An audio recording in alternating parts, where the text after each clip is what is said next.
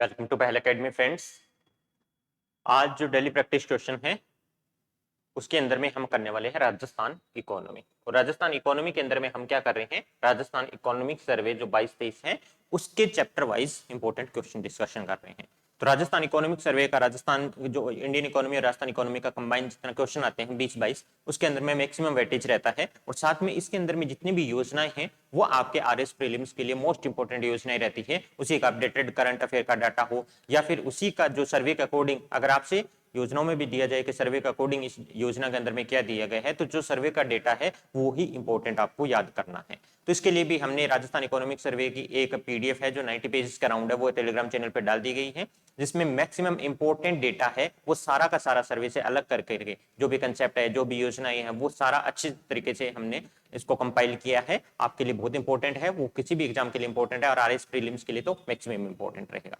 अब उसके साथ में आपको ये देखना है कि अगर आपने किसी और जगह से भी कर लिया है तो चैप्टर वाइज अगर आप क्वेश्चन देखते हो इकोनॉमिक सर्वे के क्वेश्चन बनाते हो, जैसे आपने कोई चैप्टर पढ़ लिया तो लेकिन क्या होता है कि कोई भी स्कीम्स आप याद करते हो, कोई भी आप डेटा याद करते हो तो उसके बाद में कंफ्यूजन होना शुरू हो जाता है जैसे जैसे सर्वे खत्म करते हैं। फिर ये एंजाइटी रहती है कि हमें क्या याद रहेगा, कौन सा इंपॉर्टेंट है जो इस चैप्टर में से आना चाहिए। इसीलिए ये डेली प्रैक्टिस क्वेश्चन की सीरीज आती है जिसमें सब्जेक्ट वाइज आपको एक तरीके से एग्जाम पॉइंट ऑफ व्यू से प्रिपेयर कर दिया जाता है कि रैंडम आपके पास किसी भी सब्जेक्ट के क्वेश्चन आ रहे हैं हर दिन। आज इकोनॉमिक सर्वे के है, किसी दिन मॉडर्न हिस्ट्री का होगा, किसी दिन इंडियन पॉलिटी का रहेगा। तो जैसे ही आपका रिविजन आप सब चीजों का नहीं कर पाओगे एक हफ्ते में, तो उसके साथ जैसे ही आपके पास रैंडम क्वेश्चन मिलते हैं तो आप उनको अटेम्प्ट करने की कोशिश किया करो बजाय की वीडियो देखने की। आज भी इसीलिए हम इकोनॉमिक सर्वे का जो थर्ड चैप्टर है ये ग्रामीण विकास एवं पंचायती राज, इसी के हमने इंपॉर्टेंट क्वेश्चन लिए हैं। इसमें सबसे ज्यादा क्या है, सारी योजना दे रखी है, तो जितनी भी योजना दे रखी है उनसे रिलेटेड जो डेटा है उसको डिस्कशन भी करेंगे और सारी योजना क्यों लाई गई है ये योजना उसको भी देखेंगे। और साथ में आपका काम है कि जब मैं यहाँ पे क्वेश्चन पढ़ूं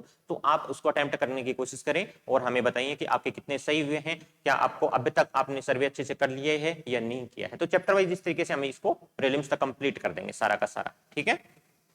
तो जो सबसे पहली योजना जिसके अंदर में आती है ग्रामीण विकास पंचायती राज विभाग वाला, इसके चैप्टर के अंदर में थर्ड के अंदर में इकोनॉमिक सर्वे की, वो है अटल भूजल योजना। ठीक है, अटल भूजल योजना।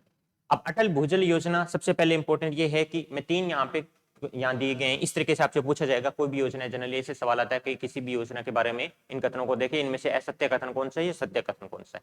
तो सबसे पहले देखना है कि अपने से करेक्ट क्वेश्चन पूछा गया है या इनकरेक्ट क्वेश्चन पूछा गया, क्या ऑप्शन किस तरीके से चूज करने हैं।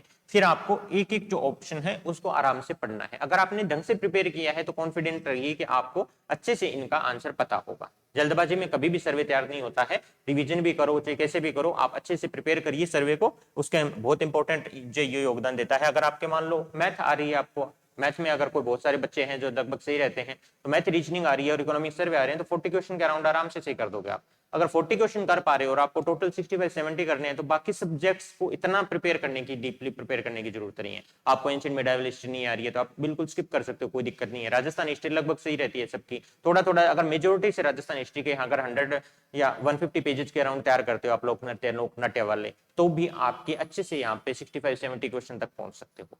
ठीक है, सिर्फ एक डॉक्यूमेंट के बेसिस पे। तो पहली क्वेश्चन के अंदर में जैसे सारी योजनाओं के अंदर में यही करना है, सारी देखेंगे, उसके बाद आपको आंसर प्रिपेयर करना है, इसके अराउंड जो भी मेरे को रहेगा इंपॉर्टेंट वो मैं बताने की कोशिश करूंगा। ठीक है, तो अटल भूजल योजना, अटल भूजल योजना क्या है, भारत सरकार द्वारा 1 अप्रैल 2020 को अटल भूजल योजना की शुरुआत की गई। ये अटल भूजल योजना शुरू की गई 1 अप्रैल 2020 को। तो आपको डेटा पे ध्यान देना है, किसने शुरू करी है, भारत सरकार ने, और 1 अप्रैल 2020 को शुरू करी है। क्या सोचिए, यह योजना विश्व बैंक की सहायता से चल रही है। दूसरा इंपॉर्टेंट ये फैक्ट आता है कि विश्व बैंक की सहायता से चल रही है क्या, और ब्रैकेट में अगर लिखा है कितना प्रतिशत है तो उस पर भी ध्यान देना, कितना रेशियो रहेगा, 50-50 यहाँ पे लिखा हुआ है, क्या 50% भारत सरकार का लगेगा और 50% की सहायता विश्व बैंक देगा। ठीक है, तीसरा पॉइंट आता है, इस योजना के तहत राजस्थान राज्य के 17 जिलों के 38 पंचायत समितियों को चिन्हित किया गया है। वैसे देखोगे तो अटल भूजल योजना को इतनी डीपली तैयार करना बहुत मुश्किल रहता है कि कहां पे अपने राजस्थान सरकार में कहां चली है, लेकिन सर्वे में इतना ही डेटा दिया गया है जो इंपॉर्टेंट है एग्जाम पॉइंट ऑफ व्यू से। ठीक है, अब देखोगे तो इसके अंदर में आप ध्यान दीजिए कि कौन कौन से सही है। क्या भारत सरकार ने 1 अप्रैल 2020 को जारी करी है, एक एक पॉइंट के हिसाब से देखो, बिल्कुल सही है। यह योजना विश्व बैंक की सहायता से चल रही है, बिल्कुल सही है। इस योजना के तहत राजस्थान राज्य के 17 जिलों के 38 पंचायत समितियों को चिन्हित किया है, यहाँ पे सीधा ये भी पूछा जा सकता है कि 38 पंचायत समितियों में चल रही है, कि जिले भी देना जरूरी नहीं है, या सीधा ये पूछा जा सकता है कि कितने जिलों में चल रही है, तो 17 जिलों में चल रही है। तो यहाँ पे ये डेटा इंपॉर्टेंट है, इसलिए इसको तीनों है इसके सही रहेंगे, इसका आंसर रहेगा डी। होपफुली सबका सही रहेगा इसके अंदर में। तो इसलिए दिया जाता है क्योंकि राजस्थान के अंदर में अगर हम देख रहे हैं कि लगभग 78% है वो ओवर एक्सप्लॉइटेड कैटेगरी में आता है। अगर हम ग्राउंड वाटर की बात करें, एक तो पानी कम है वैसे भी, तो इसके लिए दो योजनाएं जनरली चलती है। अटल भूजल योजना चलती है ग्राउंड वाटर के लिए, राजीव गांधी जल संचय योजना चलती है रेन वाटर जो होता है उसको हार्वेस्ट करने के लिए, उसको बनाए रखने। ठीक है, तो जो ग्राउंड वाटर की बात करते हैं वो लगभग 78% ओवर एक्सप्लॉइटेड कैटेगरी के अंदर में आता है कि आपने कुएं के लिए पंप, आपने खेती करने के लिए, किसी भी तरीके से ड्रिंकिंग वाटर के लिए, सबने क्या कर रखा है, कुएं खोद रखे हैं, वहां से आप पानी निकालते हो आप पंप के थ्रू। तो 78% है जो ओवर एक्सप्लॉइटेड में आता है। इसलिए ये क्या है, अटल भूजल योजना हमारे लिए बहुत इंपॉर्टेंट हो जाती है, इसलिए इसको राजस्थान के अंदर में। अब ये भारत सरकार की योजना 1 अप्रैल 2020 को है, तब कभी भी देखना जब सेंटर की कोई योजना होती है तो सबसे इंपॉर्टेंट डेटा ये रहता है कि उसको फंड कौन कर रहा है, क्या वो किसी पूरा गवर्नमेंट ऑफ इंडिया कर रही है, या गवर्नमेंट ऑफ इंडिया या स्टेट के साथ में, जैसे राजस्थान के साथ में 60-40 का रेशियो रह रहा है, या जितना भी 75-25 का कितना भी प्रतिशत कितना योगदान दे रहे हैं हम उसके अंदर में। तीसरा, अगर कोई बाहरी है जैसे विश्व बैंक है, न्यू डेवलपमेंट बैंक है, जायका है, ये सारी चीजें राजस्थान में जनरली सहयोग करते हैं बहुत सारी योजनाओं में, तो उसका कितना प्रतिशत है जो सहायता कर रहे हैं, तो विश्व बैंक यहाँ पे इसमें सहायता कर रहा है। 50% भारत सरकार, 50% विश्व बैंक की है। तीसरा रहता है अगर कोई सेंटर की योजना राजस्थान में लागू हो रही है तो क्या सारे जिलों में लागू हो रही है या फिर कुछ एक खंड के अंदर में लागू होती है। तो बहुत सारी ऐसी जगह हैं जहां पे 2 जिलों के अंदर में लागू हो रही है, बहुत सारों में ऐसे है 10 जिलों में है, 12 जिलों में, कहीं पे कुछ ब्लॉक्स का इंपॉर्टेंट डाटा आ जाता है कि ये 15 ब्लॉक में चल रही है योजना, ये 13 ब्लॉक में योजना चल रही है, तो वो इंपॉर्टेंट रहता है। तो यहाँ पे 17 जिलों की 38 पंचायत समिति है, 17 जिलों की 38 पंचायत समिति है, उसके अंदर में ये लागू की जा रही है। तो सब जगह जरूरी नहीं है, जहां जहां पे और एक्सप्लॉइटेड है बहुत सारी एरिया ये हमने देखा है वहां पे ये योजना जारी की गई। इसी प्रकार हम देखते हैं दूसरी योजना, वो है राजीव गांधी जल संचय योजना। इसके बारे में भी सेम डेटा देखो, इसका इंपॉर्टेंट पहला क्या है, ग्रामीण विकास और पंचायती राज विभाग को प्रशासनिक विभाग के रूप में नामित किया गया है। अब देखो, है तो ये राजीव गांधी जल संचय योजना, रेन वाटर मैंने बताया 2 है, अटल भूजल योजना ग्राउंड वाटर के लिए, राजीव गांधी जल संचय योजना है रेन वाटर हार्वेस्ट करने के लिए। तो उसके लिए रेन वाटर हार्वेस्टिंग के लिए है मेनली तो, लेकिन इसमें प्रशासनिक विभाग किसको बनाया है, देखो 2 होते हैं, एक तो नोडल विभाग होता है, इसके अंदर में स्पेसिफिकली एक प्रशासनिक एडमिनिस्ट्रेटिव डिपार्टमेंट ये विभाग बनाया गया है, वो है ग्रामीण विकास और पंचायती राज विभाग। दूसरा डाटा ये कहता है कि जल संचयन, जल संरक्षण और उपलब्ध जल संसाधनों के विवेकपूर्ण उपयोग को सुनिश्चित करने के लिए योजना 2019 में शुरू की गई है। दिख रहा है सबको, 2019 में शुरू की गई, ये पूछ रहा है। तो इसमें क्या दोनों सही है, बिल्कुल सही है, both A and B correct है। पहला सही है, ग्रामीण विकास या पंचायती राज विभाग को प्रशासनिक विभाग बनाया गया, भले ही इसका किसी भी वाटर कंजर्वेशन से रिलेटेड कोई भी काम चाहिए ना हो, लेकिन इसको प्रशासनिक विभाग ग्रामीण विकास पंचायती राज विभाग को बनाया गया है। यहाँ पे अगर पूछा जाए आपसे कि नोडल विभाग कौन सा है, जनरली ये पूछा जाता है नोडल विभाग कौन सा है, तो वो कौन रहेगा, जो हम कर रहे हैं ग्राम राजीव गांधी जल संचय योजना है, जल का संरक्षण कर रहे हैं, तो जल से संबंधित जो विभाग है वो रहेगा। तो जल ग्रहण विभाग, जल ग्रहण एवं मृदा संरक्षण, जल ग्रहण एवं मृदा संरक्षण जो विभाग है वो इसका रहता है। Soil conservation water set department और सोइल कंजर्वेशन वाला डिपार्टमेंट है वो इसका नोडल डिपार्टमेंट रहेगा। प्रशासनिक विभाग इसलिए कि नोडल डिपार्टमेंट सबका रहता है, प्रशासनिक विभाग बहुत कम जो योजना है उसके अंदर में जारी किया जाता है, इसलिए स्पेशली ये पूछ लिया कि ग्रामीण विकास पंचायती राज विभाग है वो प्रशासनिक विभाग है क्या। ये 2019 में शुरू की गई थी, जल संरक्षण के लिए था।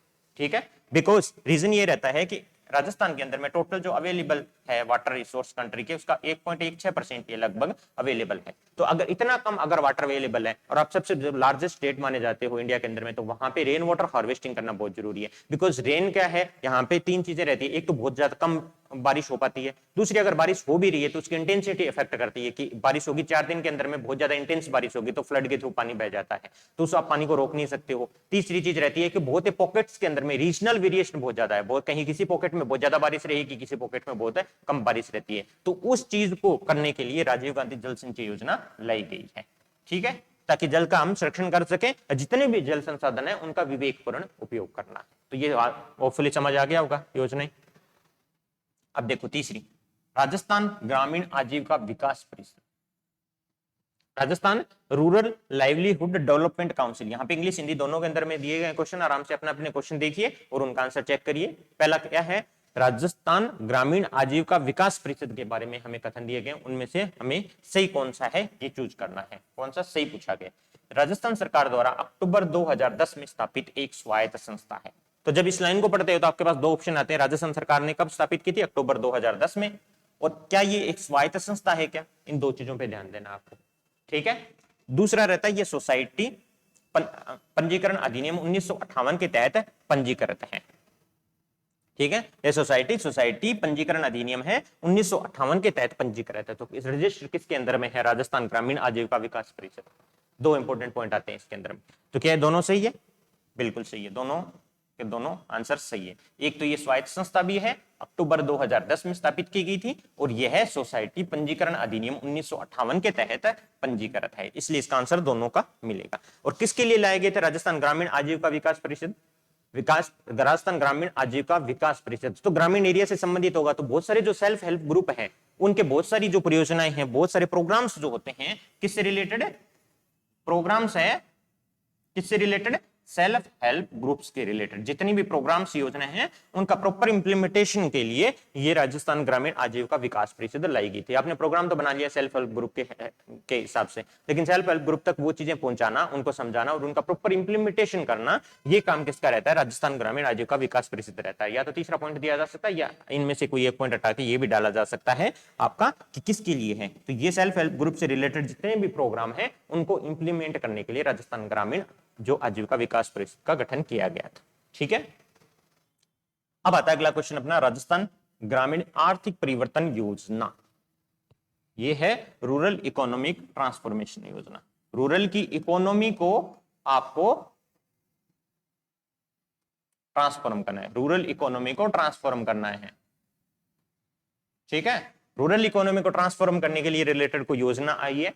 इस योजना के बारे में इंपॉर्टेंट बात क्या है कि कितने जिलों में लागू किया गया, अब आपको याद करना है। देखो राष्ट्रीय है तो मैंने बताया था कि कोई भी राष्ट्रीय आती है जनरली ये पूछा जाता है राजस्थान के कितने जिलों में चल रही है, कितने जो ब्लॉक्स में चल रही है। तो आपको पता होना चाहिए इसे प्रदेश के 9 जिलों के 36 प्रखंडों में या ब्लॉक्स में लागू किया गया है। ये योजना दूसरी किसके सहयोग से चल रही है, विश्व बैंक के सहयोग से चल रही है। तो क्या दोनों डेटा इसमें सही है, बताइए कौन से हैं कि इस प्रदेश के 9 जिलों के 36 प्रखंड में और विश्व बैंक की सहायता से चल रही है क्या, राष्ट्रीय ग्रामीण आर्थिक परिवर्तन योजना। रूरल इकोनॉमी को ट्रांसफॉर्म करना है तो लार्ज स्केल का है, तो इसलिए ये योजना विश्व बैंक की सहायता से चल रही है, ये बिल्कुल सही है। जिसमें 9 जिलों के 36 जो ब्लॉक्स है उसके अंदर में ये योजना चल रही है, 9 जिलों के 36 ब्लॉक के अंदर में ये योजना चल रही है, बिल्कुल सही है। इसे कब जारी किया गया था, 24 अप्रैल 2019 को, 24 अप्रैल 2019 को ऑल इंडिया लेवल पे शुरू किया गया था, ठीक है, क्योंकि राष्ट्रीय है तो ऑल इंडिया लेवल पे शुरू किया गया था। और राजस्थान के अंदर में 9 जिलों के 36 जो ब्लॉक्स है वहां पे ये योजना लागू की जा रही है, ठीक है। 24 अप्रैल 2019 है, 24 अप्रैल 2019 है ये यहाँ पे लागू की गई थी, और 9 जिलों के जो 36 ब्लॉक्स है उनमें ये योजना चालू की गई है राजस्थान के अंदर, ठीक है। अगला क्वेश्चन देखते हैं, देखो मुख्यमंत्री ग्रामीण रोजगार गारंटी योजना। थोड़ा सा ट्रिकी क्वेश्चन है, देखने को ध्यान दीजिए, अगर ढंग से पढ़ा है तो आपको आराम से आता होगा क्वेश्चन। मुख्यमंत्री ग्रामीण रोजगार गारंटी योजना के बारे में सही कथन बताने हैं। ये योजना दी गई है आपके इकोनॉमिक सर्वे के अंदर। इस योजना के तहत क्या बोला गया है, ये बोल रहा है क्वेश्चन कि 12 जिले में रहने वाले शहरिया खेरुआ आदिवासी परिवारों को 100 दिन का अतिरिक्त रोजगार मिलेगा। ये योजना मैं बता देता हूं, मनरेगा है जो मनरेगा का एक्सटेंशन है आपके, ये योजना मनरेगा के अंदर में जो आपके दिए जा रहा है 100 दिन का रोजगार, उसका एक्सटेंशन है। आपको सिर्फ ये बताना है कि इसमें अंदर में कौन कौन सा सही है। तो पहला ये बोल रहा है कि 12 जिले में रहने वाले शहरिया खेरुआ आदिवासी परिवारों को 100 दिन का अतिरिक्त रोजगार मिलेगा इसके तहत। दूसरा, मनरेगा में काम करने वाले लोगों को 25 दिन का अतिरिक्त लाभ मिलेगा। इसके अंदर में कौन कौन सा सही है बताओ। पहली बात तो 12 में ही है क्या, शहरिया खेरुआ आदिवासी, बिल्कुल सही है ये। यहाँ पे ये बिल्कुल सही रहेगा कि 12 जिले में रहने वाले 2 है आदिवासी परिवार, शहरिया और खेरवा आदिवासी परिवार, उनको 100 दिन का अतिरिक्त रोजगार मिलेगा। तो अब टोटल इनको कितना मिलेगा, 200 दिन का, या ऐसे भी बोला जा सकता है इनको 200 दिन का रोजगार मिलेगा मनरेगा को एक्सटेंड करके। 100 दिन का रहता ही अपने, ठीक है। मनरेगा में काम करने वाले को 25 दिन का अतिरिक्त रोजगार मिलेगा। तो जब सारे जो काम कर रहे हैं राजस्थान में, उनको 25 दिन का एक्स्ट्रा काम मिलेगा, जितना मनरेगा में मिल रहा है उसके 25 दिन एक्स्ट्रा मिलेगा। और ये मुख्यमंत्री ग्रामीण रोजगार गारंटी योजना के तहत आएगा अलग से। मनरेगा में तो मिल ही रहा है आपको जितना भी है, उसके अलावा आपको एक्स्ट्रा जो मिलेगा वो मुख्यमंत्री ग्रामीण रोजगार गारंटी योजना कहलाई जाएगी। बिकॉज ये एक्स्ट्रा मुख्यमंत्री अपनी तरफ से बजट के अंदर में, इसी बजट के अंदर में आपके 23-24 के अंदर में इसकी घोषणा की गई है यहाँ पे। और इसके साथ में 12 जिलों के साथ में एक और है डेटा जो याद होगा वैसे तो, उदयपुर के अंदर में रहेगा कथोड़ी। कथोड़ी आदिवासी परिवार है उनको भी मिलेगा, उदयपुर के कथोड़ी आदिवासी परिवार को मिलेगा, 12 के शहरिया खेरुआ को मिलेगा, और जो नॉर्मल है जो बाकी लोगों को मिल रहा है उनको 25 दिन का अतिरिक्त रोजगार मिलेगा। ये एडिशनल व्यवस्था की गई है मनरेगा को एक्सटेंड करने के लिए, जिसका नाम है मुख्यमंत्री ग्रामीण रोजगार गारंटी योजना। ठीक है, समझ आ रहा है। अगला सवाल है आपका मिशन अमृत सरोवर के थ्रू। अब सोचो मिशन अमृत सरोवर है, ये राजस्थान के अंदर में वही सेम चीज है कि देश के अंदर में कितना लागू हो रहा है, राजस्थान के अंदर में कितना हो रहा है, दोनों चीजें सेम रहेगी हर योजना के अंदर में। इसमें ए और बी का सोच के देखिए क्या रहेगा। मिशन अमृत सरोवर के बारे में बताना है। तो मिशन अमृत सरोवर का उद्देश्य देश के प्रत्येक जिले में कम से कम 175 अमृत सरोवर यानी तालाब का विकास करना है। यहाँ पे अमृत सरोवर का मीनिंग है तालाब का विकास करना। तो यहाँ पे जो तालाब का विकास करना है वो कितने हैं, पहले तो डेटा याद होना चाहिए। देश जो कंट्री के लेवल पे, नेशनल के लेवल पे कितने हैं हर जिले में, पहली बात क्या बोला गया है, ईच डिस्ट्रिक्ट, हर एक जिले के अंदर में ये कितने तालाब बनाने की बात की गई है, ये बात की गई। और दूसरा राजस्थान के अंदर में कितने हैं जो कंप्लीट कर चुके हैं, राजस्थान में इसका कितना कार्य पूर्ण हो चुका है, ये भी बहुत इंपॉर्टेंट रहता है। हर योजना में कई बार पूछ लिया जाता है कि बड़ी योजना होती है तो उसके अंदर में राजस्थान अब तक कितना कंप्लीट कर चुका है, या राजस्थान के अंदर में कितने टोटल सैंक्शन है, इसकी डाटा भी पूछा जा सकता है। तो यहाँ पे 175 नहीं है, ये एक गलत है। यहाँ पे 75 अमृत सरोवर है, तालाब का निर्माण करना है। कहां पे, देश के प्रत्येक जिले में करना है। ठीक है, तो मिशन अमृत सरोवर में प्रत्येक ईच डिस्ट्रिक्ट, हर एक जिले के अंदर में 75 जो तालाब का निर्माण किया जाना है।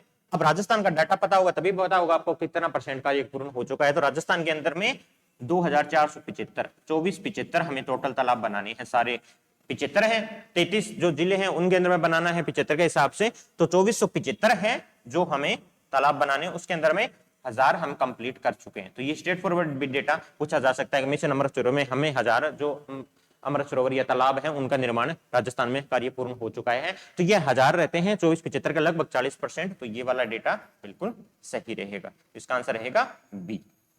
ठीक है, 75 है राजस्थान के अंदर में, 2475 है, उसके बाद में उसमें से 1000 जो अमृत सरोवर बनाने का काम पूरा हो चुका है, तो 40% कार्य पूर्ण हो चुका है। बिल्कुल सही बात है। ठीक है, अब आते हैं प्रधानमंत्री आवास योजना, और वो भी ग्रामीण। ठीक है, प्रधानमंत्री आवास योजना ग्रामीण के बारे में सही कथन का विचार कीजिए। पहला कथन पढ़िए क्या है। कथन ए बोल रहा है इस योजना में लाभार्थी का चयन का आधार सामाजिक, आर्थिक और जाति आधारित जनगणना 2011 है। अब ये क्या बोल रहा है प्रधानमंत्री आवास योजना ग्रामीण कि इसके अंदर में सामाजिक, आर्थिक और जाति आधारित जनगणना, सोशियो इकोनॉमिक जो कास्ट सेंसस है 2011, सोशियो इकोनॉमिक कास्ट सेंसस 2011, उसके तहत इसमें लाभार्थी का चयन किया जाता है क्या। दूसरा ये बोला जाता है कि प्रत्येक लाभार्थी को सहायता राशि 1,40,000 है, ये बोला 1,40,000 है क्या सहायता राशि। तीसरा ये बोल रहा है कि प्रत्येक लाभार्थी को इसके तहत शौचालय निर्माण के लिए 12,000 रुपए दे है। ये देखो, तो इसमें कौन सा कथन सही रह रहा है आपको, कौन सा कथन सही है, क्या तीनों सही है, एक बार विचार कर लीजिए इस पे। पहला वाला कथन सही है, इसका जो लाभार्थी का चयन किया जाता है सोशियो इकोनॉमिक कास्ट सेंसस, सामाजिक आर्थिक जाति आधारित गणना, उसके आधार पर किया जाता है। दूसरा कथन गलत है, यहाँ पे 1,40,000 नहीं है, 1,20,000 है। राशि भी ऐसे गलत दी जा सकती है आपको एग्जाम में, 1,20,000 रुपए हैं वो दिए जाएंगे। तीसरा कथन भी गलत है, बिकॉज प्रत्येक लाभार्थी को इसके तहत शौचालय निर्माण के लिए 12,000 रुपए नहीं दिए जाते हैं। जो ये लाभार्थी चयनित होता है जिसको 1,20,000 रुपए दिया जाता है, उसको स्वच्छ भारत मिशन के तहत, स्वच्छ भारत मिशन के तहत 12,000 रुपए दिए जाते हैं।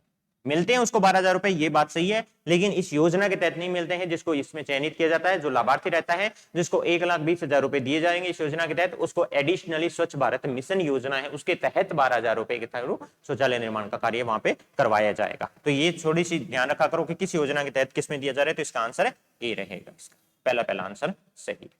ठीक है, अब देखते हैं सांसद स्थानीय क्षेत्र विकास योजना, एमपी लैंड। एक दो चीज रहती है, देखो दोनों याद कर लेना अच्छे से, एमपी लैंड रहता है और एमएलए लैंड रहता है, लोकल एरिया डेवलपमेंट। तो एमएलए जो लोकल एरिया डेवलपमेंट के लिए क्या पैसा देता है और एमपी लोकल एरिया डेवलपमेंट के लिए क्या पैसे देता है, इन दोनों योजनाओं को अच्छे से हमें देखना है। यहाँ पे पूछा गया सांसद स्थानीय क्षेत्र विकास योजना यानी एमपी लैंड के बारे में बात की गई है। एमपी लैंड के बारे में क्या पूछा गया है, योजना के तहत दुर्लभ गंभीर प्राकृतिक आपदा आती है तो देश के किसी भी हिस्से में अधिकतम 1 करोड़ रुपए खर्च कर सकते हैं। टोटल कितना दिया जाता है यहाँ पे, 5 करोड़ रुपए। ठीक है, आपको दिया जाएगा 5 करोड़ रुपए दिया जाएगा। तो यहां पे ये बोला जा रहा है कि अगर देश में गंभीर प्राकृतिक आपदा आ जाती है तो उसके दौरान क्या वो एमपी सांसद देश के किसी भी हिस्से में 1 करोड़ रुपए खर्च कर सकता है क्या, अधिकतम 1 करोड़ रुपए खर्च करेगा। 1 करोड़ अधिकतम है या आपको न्यूनतम है या फिर 2 करोड़ खर्च कर सकता है, कितनी अमाउंट है, पहले पॉइंट पे ध्यान दो। दूसरा, इसमें राज्यसभा सांसद अपने निर्वाचन क्षेत्र में खर्च कर सकता है। क्या राज्यसभा अपने निर्वाचन क्षेत्र में ही खर्च कर सकता है? नहीं, ऐसा नहीं होता राज्यसभा का, ये वाला पॉइंट गलत है। यहां पे क्या होगा, लोकसभा का, लोकसभा का सांसद है वो अपने निर्वाचन क्षेत्र में खर्च करेगा, राज्यसभा का किसी भी जिले में खर्च कर सकता है। ये थोड़ी सी इंटीग्रिटी ध्यान रखो कि राज्यसभा का जो सांसद होता है, देखो दो रहते हैं, 25 तो अपने लोकसभा सांसद है, 10 अपने राज्यसभा के सांसद हैं। तो लोकसभा वाले तो रहते हैं अपने अपनी कॉन्स्टिट्यूएंसी है जो निर्वाचन क्षेत्र है उसी में खर्च करेंगे, और राज्यसभा के किसी भी राज्य के किसी भी जिले के अंदर में वो पैसा खर्च कर सकते हैं। दोनों को बराबर पैसा मिलता है। अगर दुर्लभ प्राकृतिक आपदा आती है तो यहाँ पे अधिकतम, ये भी सही है, 1 करोड़ रुपए वो है सांसद खर्च कर सकता है देश के किसी भी हिस्से के अंदर। टोटल 5 करोड़ रुपए दिए जाते हैं। उसके अंदर में एक और इंपॉर्टेंट है बात कि यहाँ पे 15% है उसका मैंडेटरी है कि वो 80 सेक्शन के लिए, शेड्यूल कास्ट के लिए, और 7.5% है वो शेड्यूल ट्राइब एसटी के लिए वो खर्च करेंगे उस एरिया में। एससी एरिया में 15% उस राशि का, और 7.5% है वो शेड्यूल ट्राइब्स एसटी के अंदर में एरिया वाले हिस्सों में खर्च करेंगे। यही राशि एमएलए लैंड के लिए अगर बात करूं मैं तो ये 20% है। एमएलए लैंड के लिए कितना बोला गया है, एमएलए है वहां का, इसलिए उसको ज्यादा ही करना पड़ेगा वैसे तो, लेकिन ये राशि दोनों के लिए एससी एसटी के लिए 20% है। और यहाँ पे एमपी लैंड के लिए बोला जाए तो एससी के लिए 15%, एसटी के लिए 7.5% राशि खर्च करनी जरूरी है। टोटल 5 करोड़ रहता है। तो ये बहुत ही इंपॉर्टेंट है योजना दोनों की दोनों, इनको अच्छे से आप रिवीजन कर लीजिए। फिर अपना आता है मेवात क्षेत्र विकास कार्यक्रम। 4 क्षेत्र विकास कार्यक्रम दिए गए, मेवात का दिया गया, डांग का दिया गया है, बॉर्डर एरिया डेवलपमेंट का दिया है। तो इन चारों से संबंधित क्या कौन कौन से किस तरीके के क्वेश्चन पूछे जा सकते हैं वो देख लेते हैं। पहला रहता है मेवात क्षेत्र विकास कार्यक्रम। यहाँ पे ये योजना अलवर और भरतपुर जिले के 16 ब्लॉक में चल रही है, ये पूछा गया। तो क्या सही है, क्या ये अलवर भरतपुर जिले में चल रही है और क्या ये 16 ब्लॉक्स में चल रही है क्या? तो यहाँ पे इन योजनाओं पे ब्लॉक्स पे ध्यान देना भी बहुत इंपॉर्टेंट है। इसकी शुरुआत कब की गई थी, 1986-87 के अंदर में। कौन सा सही है इसके अंदर में, कि केवल एक सही है, 2 सही है, दोनों सही है या दोनों ही गलत है? बिल्कुल, यहाँ पे दूसरा सही है, पहला गलत है। पहला गलत इसलिए कि अलवर भरतपुर में तो है लेकिन ये 16 में नहीं है, ये 14 ब्लॉक्स में चल रही है। तो इस तरीके से आपको गलत आंसर पूछा जा सकता है। कितने में, 14 ब्लॉक्स में ही चल रही है ये, इसलिए केवल आंसर इसका बी रहेगा, मेवात क्षेत्र विकास कार्यक्रम। ठीक है, इसी प्रकार से दूसरे कार्यक्रम भी देख लेंगे। अब आता है महात्मा गांधी जन भागीदारी विकास योजना। महात्मा गांधी जन भागीदारी विकास योजना, तो नाम से पता चल रहा है कि कहीं ना कहीं पीपल का जो लोगों का कंट्रीब्यूशन रहेगा इस योजना के तहत में, तो सारा पैसा तो राज्य सरकार नहीं देने वाली है। तो महात्मा गांधी जन भागीदारी विकास योजना के अंदर में क्या है, राज्य द्वारा वित्त पोषित और ग्रामीण क्षेत्रों में ही लागू किया जा रहा है। पहला पॉइंट क्या है कि कौन फंड कर रहा है इसको, स्टेट फंड कर रहा है। राज्य वित्त पोषित करेगी जिस भी राज्य के अंदर में लागू की जा रही है, और यहाँ पे ग्रामीण क्षेत्रों में ही लागू किया जाएगा। और दूसरा यहाँ पे इसका मेन पॉइंट क्या है, किसके लिए लागू की जा रही है, शमशान कब्रिस्तान की 4 दीवारी के निर्माण के लिए 90% और अन्य सामुदायिक संपत्तियों के निर्माण के लिए 70% राज्य सरकार द्वारा प्रदान की जाती है और शेष राशि जनता से एकत्रित की जाती है। तो ये जन भागीदारी नाम से पता लग रहा है कि ये तो सही है कि राज्य सरकार प्रदान करती है इतना परसेंट राशि, कुछ एक पैसे जनता द्वारा एकत्रित किए जाते हैं। अब इसमें ध्यान देने वाली बात है कि 90% और अन्य सामुदायिक के लिए तो दिया जाएगा अगर शमशान और कब्रिस्तान की 4 दीवारी करवानी है, तो यहाँ पे 90% गवर्नमेंट देती है, स्टेट गवर्नमेंट। और 70% अगर कोई भी अन्य सामुदायिक संपत्तियां हैं उनका निर्माण करना है तो 70% राज्य सरकार देगी, बाकी की राशि जनता के द्वारा फंड की जाती है, आपस में चंदा करके दिया जाता है। तो दूसरा पॉइंट बिल्कुल सही रहेगा। ठीक है, और फिर यहां पे आती है अपनी पहला पॉइंट, राज्य द्वारा वित्त पोषित है और ग्रामीण क्षेत्रों में ही लागू किया जा रहा है, ये भी आपकी सही थी। तो जन भागीदारी है, विकास योजना है, इसके बारे में हमने देख लिया। अब आगे चलते हैं, मुख्यमंत्री क्षेत्रीय विकास योजना। अब देखो, मुख्यमंत्री क्षेत्रीय विकास योजना यानी किसी एक स्पेसिफिक क्षेत्र से संबंधित है, उसका विकास करना है। कुछ एक पॉकेट्स हम क्लस्टर वाइज चूज करेंगे कि इस क्षेत्र का विकास करना है, फिर ये क्लस्टर चूज किया जाएगा कि इस क्षेत्र का विकास करना है। बिकॉज किसी भी एरिया, रीजनल एरिया के डेवलपमेंट के लिए अलग अलग जो हमें विकास की प्रक्रियाएं हैं फॉलो करनी पड़ सकती है। किसी एरिया का डेवलपमेंट किसी और तरीके से होगा, किसी और एरिया की कुछ अलग से चैलेंजेस या समस्याएं रहेंगी। ठीक है, तो इसलिए मुख्यमंत्री क्षेत्रीय विकास योजना है वो 2022-23 में लॉन्च किया गया है। सबसे इंपॉर्टेंट बात तो क्या रही है, 2022-23 में लॉन्च किया गया है, पहला सही है। मुख्यमंत्री क्षेत्रीय विकास योजना 22-23 में लॉन्च किया गया है। दूसरा, योजना के लिए कुल बजट का प्रावधान 100 करोड़ है। जब नई योजना आती है जिसको अभी तक इंप्लीमेंट नहीं किया गया तो कोई और सवाल तो बनता नहीं है, ये पूछा जाता है कौन से साल में करी है, किसने लागू करी है। तो इसी बजट के अंदर में इसको लॉन्च किया गया 2022-23 में, और कितना इसके लिए आवंटन किया गया है, 100 करोड़ का आवंटन किया गया। तो यह डायरेक्ट ऐसे पूछा जा सकता है कि 100 करोड़ का आवंटन किया गया। क्यों किया गया? कि जो दूरस्थ क्षेत्र है, जितने भी दूरस्थ क्षेत्र है, एक तो एक पिछड़े क्षेत्र है,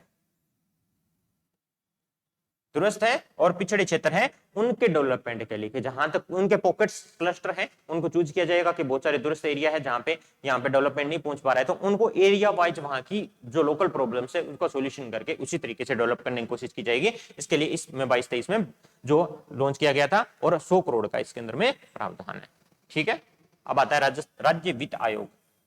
राज्य वित्त आयोग के बारे में पंचायती राज में संस्थाओं के बारे में यह बात है कि राज्य वित्त आयोग की संस्तुतियों के अनुसार पंचायती राज संस्थाओं में वर्ष 2011 की जनसंख्या और जिलेवार वेटेज के आधार पर क्रम से जिला परिषद, पंचायत समिति और ग्राम पंचायत के बीच किस अनुपात में राशि का वितरण किया जाएगा। तो पहला तो इसने ये बोल दिया है, पूरा आपको पहली बात तो बता दी है कि राज्य वित्त आयोग है, जो छठा राज्य वित्त आयोग है, उसके अनुसार पंचायती राज संस्थाओं के अंदर में दो तरीके से होता है आवंटन। 2011 की जनसंख्या के आधार पर और जिलेवार वेटेज जितना रहता है उसके आधार पर आवंटन किया जाता है। उसके बाद उसमें जिले के अंदर में जिला परिषद, पंचायत समिति और ग्राम पंचायत का किस अनुपात में जो पैसा है वो वितरित किया जाता है, उसका अनुपात पूछा है। सिंपल सा, क्या ये 20-30-50 है, क्या 5-20-75 है, 20-5-75 है, या 75-20-5 है। तो जिला परिषद का कितना है आपको बताना है, वो है 5%। फिर पंचायत समिति 20% और ग्राम पंचायत सबसे ज्यादा 75%। ठीक है, तो 5-20-75 इसका अनुपात रहेगा। 5% जिला परिषद को, 20% पंचायत समिति को, सबसे ज्यादा जो पैसा जाता है वो जाता है ग्राम पंचायत के पास, वो रहता है 75% राज्य वित्त आयोग के द्वारा जितना भी पंचायत संस्थाओं को दिया जाता है उसका। दूसरे इंपॉर्टेंट पॉइंट मिलता है कि राज्य वित्त आयोग जो छठे हैं उनके अध्यक्ष कौन है, ये भी पूछा जा सकता है, तो वो है प्रद्युम्न सिंह। वो है प्रद्युम्न सिंह। राज्य वित्त आयोग के अध्यक्ष कौन है, अभी देखा जाए तो छठे राज्य वित्त आयोग के अध्यक्ष कौन है, ये भी पूछा जा सकता है, वो है प्रद्युम्न सिंह। ये करंट का है आपका। और अगर इसके दो सदस्य भी रहते हैं, लक्ष्मण सिंह जी और अशोक लाहौटी, इसके दो सदस्य भी हैं, वो भी आपको याद करने हैं, अशोक लाहौटी पहले तो, दूसरे हैं लक्ष्मण सिंह।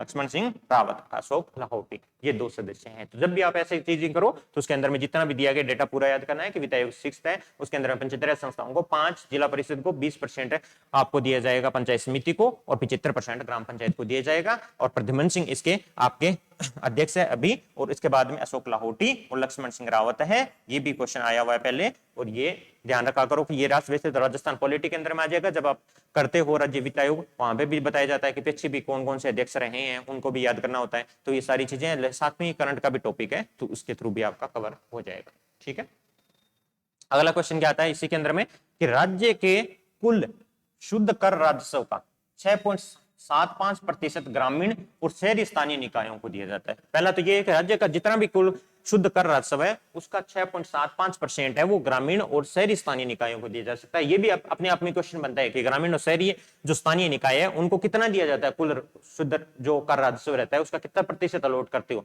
तो 6.75% करते हो, ताकि 2 क्वेश्चन हो जाए इसी के अंदर में लिख दिया मैंने। 6.75% अलॉट करते हैं।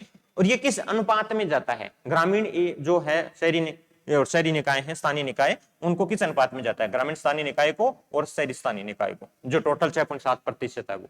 ठीक है, तो 75.1 और 24.9 या 24.9 75.1 या 60-40 या 40-60 किस अनुपात में जाएगा ये, ग्रामीण जो स्थानीय निकाय है उनको इसका 75.10% मिलेगा और जो शहरी है उनको 24.9। तो याद रखना सबसे ज्यादा जो प्रतिशत उधर भी ग्राम पंचायत में गया था 75%, इधर भी लगभग 75% है जो ग्रामीण स्थानीय निकायों के पास जाता है, शहरी के पास रहता है 24.9। और इन दोनों के पास जो शुद्ध कर राजस्व का कितना हिस्सा आता है, ये किसका है, 6.75% है उसका है। 6.75% 100 करोड़ में मान लो 6.75 करोड़ आए, उसमें से 75% जो 75.1 ग्रामीण स्थानीय निकाय को जाएंगे और शहरी स्थानीय निकाय को 24.9 जाएगा। ये वाली डाटा इंपॉर्टेंट हो जाती है।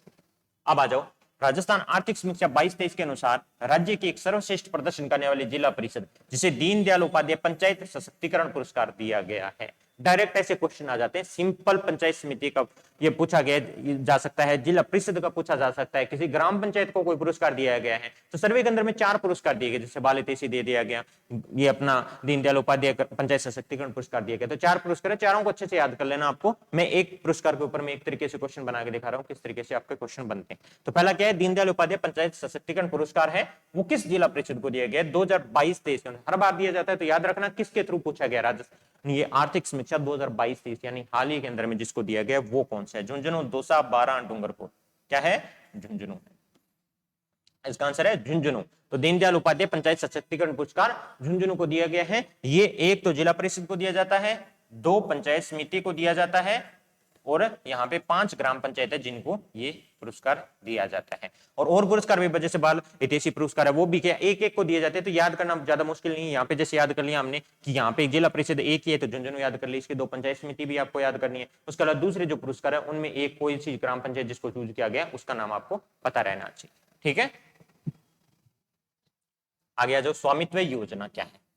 स्वामित्व योजना के बारे में विचार करना है, सही कोड का चयन करें। इसे 24 अप्रैल 2020 को पंचायत दिवस पर शुरू किया गया था, क्या ये सही है।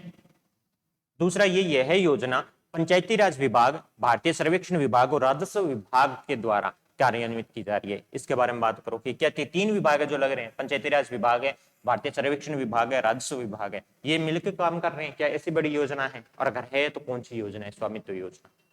तो पहला क्या है, 24 अप्रैल 2020 को पंचायत दिवस पे शुरू किया गया था, बिल्कुल सही है।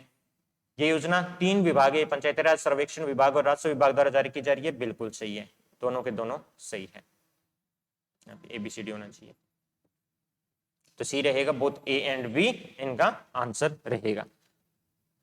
3 की क्यों जरूरत पड़ रही है, क्योंकि ये योजना ये है कि डिजिटली आप किसी गांव का नक्शा तैयार करो और उस नक्शे को तैयार करके उस डिजिटल नक्शे के आधार पे, उस सर्वे के आधार पे आप गांव में सबको पट्टा जारी करो, ताकि सबके पास पट्टा भी हो और एक तरीके से उसका डिजिटलीकरण भी हो जाए। इसके लिए ये स्वामित्व योजना शुरू की गई, यानी उस भूमि का स्वामित्व क्या है, उसका पट्टा देना है, और वो भी किस आधार पे, सर्वे करके डिजिटल ड्रोन के माध्यम से सर्वे किया जाएगा। और सर्वे कौन करेगा, यहाँ पे डिजिटल नक्शा तैयार करेंगे वो भारतीय सर्वेक्षण विभाग करेगा, उसके बाद में पंचायती राज विभाग इसको मैनेज करेगा, और उसके बाद जब भारतीय सर्वेक्षण विभाग डिजिटल नक्शा तैयार कर देगा एक सर्वे करके किसी भी गांव का, तो उसके सर्वे डिजिटल जो नक्शा है उसके आधार पे पट्टा देने का काम कौन करता है, राजस्व विभाग करता है। इसलिए यहाँ पे 3 डिपार्टमेंट आपके कर रहे हैं। तो समझो, योजना समझ लोगे तो अपने आप समझ आ जाएगा क्या है, यानी किसी गांव में सबके पास स्वामित्व होना चाहिए अपनी भूमि का, तो उसके लिए उनको पट्टा जारी किया जाता है स्वामित्व के लिए, और पट्टा जारी करता है राजस्व विभाग, और भारतीय सर्वेक्षण विभाग उसका एक डिजिटल मैप तैयार करेगा। डिजिटल मैप के आधार पर यह काम त्वरित कार्रवाई से हो सकता है, बहुत जल्दी इस चीज को पूरी को हम अंजाम दे सकते हैं। तो स्वामित्व योजना पट्टा जारी करने से रिलेटेड है। अगला आ गया, ग्रामीण गैर कृषि विकास एजेंसी। ये नाम पता नहीं, ये जरूर पता होगा, रुड्डा बोलते हैं इसको, rural non agriculture development agency, यानी कि गांव में गैर कृषि से रिलेटेड विकास एजेंसी कौन है। यानी कृषि, गांव में सबसे पहला काम क्या था, कृषि तो है ही है, गैर कृषि के अंदर में विकास है जो गतिविधियां जारी करने के लिए एक संस्था है RUDDA, rural non agriculture development agency, इसी का नाम है रूडा। ये किस में मुख्य रूप से काम नहीं करती है, ये सवाल है।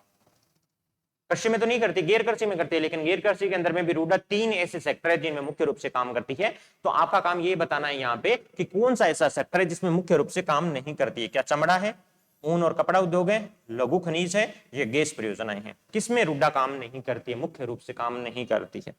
कौन सा रहेगा? गैस परियोजना। इसका आंसर रहेगा गैस परियोजना। तो आपको याद हो गया होगा, पहला मुख्य रूप से 3 जो सेक्टर है इनमें रूडा काम करती है। चमड़ा उद्योग में, ऊन और कपड़ा पे, और लघु खनिज। 3 है से चमड़ा, ऊन और कपड़ा और लघु खनिज, जिसके अंदर में रूडा है जो काम करती है। ठीक है, समझ आ गई बात? राज्य सरकार द्वारा महात्मा गांधी आदर्श ग्राम योजना कब प्रारंभ की गई थी? सिंपल है, महात्मा गांधी आदर्श ग्राम योजना सेंट्रल लेवल पे बहुत पहले शुरू कर दी गई थी, लेकिन राजस्थान सरकार ने इसमें अभी शुरू करी है। वो डेट क्या है? 27 नवंबर 2019। याद होगी तो अब तक आंसर लगा दिया होगा आपने। 27 नवंबर 2019 को राज्य सरकार ने महात्मा गांधी आदर्श ग्राम योजना, या राजस्थान के अंदर में कब लागू की है, या ये पूछ ले कि महात्मा गांधी आदर्श ग्राम योजना राज्य सरकार ने कब लागू करी है। इसकी डेट सिंपल, इस योजनाओं की इस तरीके से सिंपल डेट पूछी जाती है, कब लागू की जाती है, कोई भी पेपर उठा के देख लो चाहे। तो 27 नवंबर 2019 को लागू की गई है। ठीक है, अब देखो मैं बता ही चुका हूं कि इसमें मेवात क्षेत्र हो गया, डांग एरिया होगा, बॉर्डर एरिया डेवलपमेंट हो गया, इन पे ये सिंपल पूछा जाएगा कि यहाँ पे कब क्रियान्वित, कब से क्रियान्वित हो रही है। तो मैं ये सवाल लेके आऊँ सबके कब से क्रियान्वित हो रही है, साथ साथ में ये बता दूंगा कि कितने ब्लॉक में कितने जिलों के अंदर में लागू हो रही है, ताकि क्विक रिविजन हो जाए।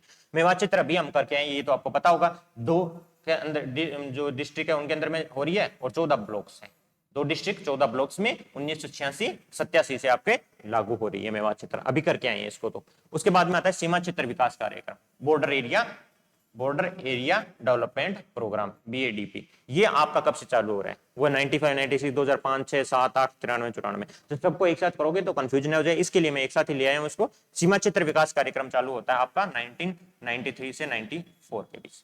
1993-94 से शुरू होता है सीमा क्षेत्र विकास कार्यक्रम। सीमा अभी तक तो जो नई जिले बने उससे पहले तो 4 जिलों की सीमा लग रही थी अपने, नए बाद में अगर जरूरत पड़ी तो नया करेंगे करंट, लेकिन तब तक मुझे लगता है इस RS के अंदर में उनका कोई योगदान नहीं है, कोई नहीं पूछने वाला है अभी तक। तो 4 जिलों के अंदर में शुरू की, और कितने ब्लॉक्स हैं? 16 ब्लॉक्स हैं, याद कर लो। 4 जिलों के 16 ब्लॉक्स हैं जिनको अंदर में सीमा क्षेत्र विकास कार्यक्रम, 4 जिले आपको पता होंगे, और उनके 16 ब्लॉक्स के अंदर में ये योजना शुरू की गई। ये भी पूछा जा सकता है कभी, इन चारों योजनाओं का मैच भी किया जा सकता है कि कितने ब्लॉक्स के अंदर में चल रही है। ठीक है, तो इसलिए याद करना बहुत जरूरी है। डांग क्षेत्र विकास कार्यक्रम है वो सेम चीज कब से चालू किया गया था, कितने जिले हैं, कितनी पंचायत समिति है जहां पे ये लागू किया जा रहा है। तो डांग क्षेत्र विकास कार्यक्रम 5, 6, 6, 7, 10, 11, 16, 17, 5, 6 में जारी किया गया था। ये इसका आंसर होगा। 2005-6 में अंदर में डांग क्षेत्र विकास कार्यक्रम शुरू किया गया है। ये 8 जिलों के अंदर में 8 जिले हैं, उनकी 26 जो पंचायत समिति है उनके अंदर में ये चल रहा है। 8 जिलों की 26 पंचायत समिति के अंदर में डांग क्षेत्र विकास कार्यक्रम चलाया जा रहा है। नेक्स्ट क्वेश्चन, मगरा क्षेत्र विकास कार्यक्रम। मगरा क्षेत्र विकास कार्यक्रम राज्य सरकार कब से कर रही है? 4, 5, 5, 6, 86, 87, 88, 89, कब तक है बताओ? सोचो इसको, सारे मैंने जल्दी जल्दी बता दिए आपको। मगरा क्षेत्र बचा है आपका, ये भी 2005-6 में से चल रहा है, 2005-6। ठीक है, उसके बाद में ये सेम अगर आपसे पूछा जाए कितने जिलों में चल रहा है, 5 जिलों में चल रहा है और 16 ब्लॉक्स में चल रहा है। 5 जिलों में चल रहा है मगरा क्षेत्र और 16 ब्लॉक्स में चल रहा है। बार बार याद कर लेना, 2005 से आपका यह कार्यक्रम चलाया जा रहा है। तो आज की क्लास में इतना ही। हमने कोशिश करी है कि ग्रामीण विकास पंचायती राज से रिलेटेड जितने भी क्वेश्चन बन सकते हैं इंपॉर्टेंट वो बना दी जाएंगे। बाकी तो चाहिए 100 क्वेश्चन बना दो, कोई फर्क नहीं पड़ता। एक तरीके से रिवीजन करने के लिए ये आपके लिए सफिशिएंट है। इसको पूरा आपने वीडियो देखा होगा, इसमें कहीं भी किसी भी योजना में डाउट आया है तो क्विकली अपने पास में ये राजस्थान इकोनॉमिक सर्वे का जब भी आप ऐसे क्वेश्चन करो तो उसको हमेशा जिससे पढ़ रहे हो, चाहे हमने जो डाला है PDF उससे पढ़ रहे हो या किसी और संस्था से पढ़ रहे हो, तो वो ओपन करके रखा करो। जैसे ही इस योजना का किसी में डाउट आता है तो उसको हाथों-हाथ रिवीजन कर लो। तो ये इंपॉर्टेंट, अगर प्रिपेयर हो जाएंगे तो उसके बाद में आपको कोई दिक्कत आएगी नहीं। ठीक है, आज की क्लास खत्म करते हैं, अगले वीडियो में मिलते हैं नए अपने चैप्टर के साथ, नए क्वेश्चन के साथ। और जो सब्जेक्ट है उनकी भी क्लासेस अच्छे से देखो और सारी जो है कवर कर लेना एक बार में ही। जो लगभग जितने भी दिन तक हमारी प्रीलिम्स तक चलेगी क्लासेस, जितने भी होते हैं 60 डेज होते हैं, 55 होते हैं, 65 70 डेज होते हैं, तो हम कोशिश करेंगे कि उसमें मैक्सिमम कवर कर सकें आपके लिए। ठीक है, तो मिलते हैं अगली क्लास में। सब लोगों दोस्तों के साथ शेयर करें, लाइक करें, और जितने भी आपके दोस्त तैयारी कर रहे हैं उनको इसका लाभ पहुंचने दें। धन्यवाद।